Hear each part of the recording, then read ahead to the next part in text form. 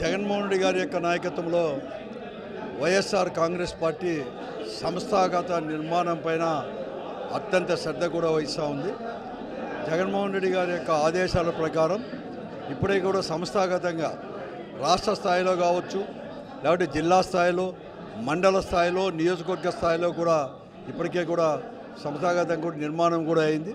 కానీ ఈరోజు క్షేత్రస్థాయిలో అంటే గ్రామము, కుగ్రామము, వార్డు, డివిజన్ స్థాయి, సచివాలయ స్థాయిలో కూడా పెద్ద ఎత్తున కూడా ఈ సంస్థాగత నిర్మాణం కూడా కార్యక్రమానికి శ్రీకారం కూడా చుట్టడం జరిగింది.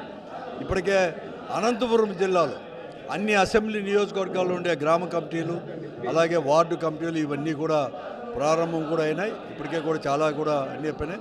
ప్రతి అసెంబ్లీ నియోజకవర్గాల్లో కూడా ఇప్పటికే దాదాపుగా 2000 నుంచి 3000 వరకు కూడా ఇప్పటికే కూడా అవన్నీ కూడా పూర్తి అయినాయి.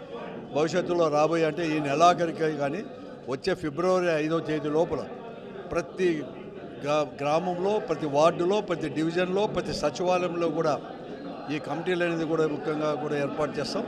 ఏదైతే క్షేత్రస్థాయిలో నిర్మిస్తున్నామో దీన్ని 10 కమిటీలపైన కాన్సన్ట్రేట్ కూడా పార్టీ కూడా చేసింది. ఒకటి పార్టీ నిర్మాణం అఫిలియేటెడ్ కమిటీల్లో కూడా యువజన, విద్యార్థి, మహిళ, తర్వాత ఎస్సీ, ఎస్టీ, బీసీ, మైనారిటీ, వీటితో పాటు కూడా సోషల్ మీడియా ఇవన్నీ కూడా కమిటీలు కూడా ఇవన్నీ కూడా వేస్తూ ఉన్నాం.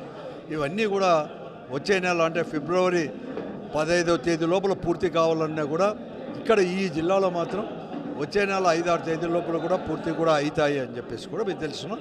ఇవే కాకుండా దీనికోసమే డిజిటలైజేషన్ కూడా మేము చేస్తున్నాం.